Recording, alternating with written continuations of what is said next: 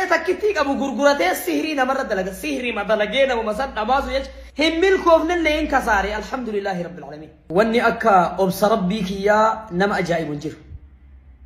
wallahi alazim osoo namni dhiiga barrii duratti wal naqu osoo namni lukkuu jirtuu fi hantuuta ajjeesee oorruu keessatti wal awwaalu osoo ollaan ollatti asmaa fannisu osoo ollaan ollatti seenee oddoo isaa keessatti sihrii awwaalu hin obse wallahi billahi tallahi kun oorruu keessatti mana qeysii fi qaalluu rabbi jahannamii qopheessee dhaqee waan arge dalagee oorruu keessatti nama awwaala namoonni sihrii ofirra shakkitan oorruurra ta'ee manarra ta'ee mana keessa ta'ee oddoo keessa ta'ee sihrii yoo awwaalamaa isaa ofirra shakkite bakka sihriin itti awwaalame raammoon dhabdu caqas yoo sihriin mana kee keessatti awwaalamee jiraate bakka sihriin awwaalame sanii raammotu baha bakka san qotiif irraa baasi bismillah jedhiti baasu irraa kolkolow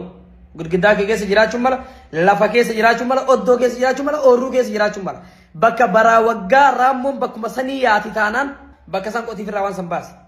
uffataanitti sitti awwaalamee jira fotoon sitti awwaalamee jira maqaan sitti awwaalamee jira ofirraa baasi bakka feete deemi dawaan kee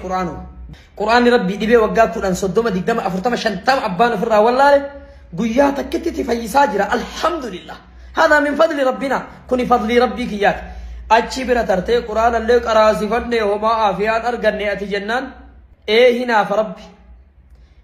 هنا فربي دبي أكسي سنت دبي فكتو أبدا آفيان أرقتو قرآن ربي تنافيان ابنان وانا كا حنتوتا فأما مستيو دي بي حس دي لا واني أكا بوفافي واني غرغرا كمانا مالوف كظاهرا نوف وانا كجني في سحري كانت رد لغما اما اللي بوقتان اما مرت سيد ديبنان واني كسونم ندلكو اوبسي صبري الرتر بر الرتر في الرتر يا ربي قبل تبيكن الرتر في الرتر يا ربي هنك ابو ربي ويتك ابو اكيسين هالكامبانتك ابابيك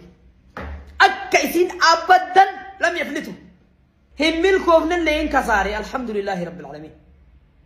وبليك يا اخرتك فاجر وبوليك يا قبري ادغلو دي مجر وبوليك يا دكان قبري كيس ادتا ودين كوباكين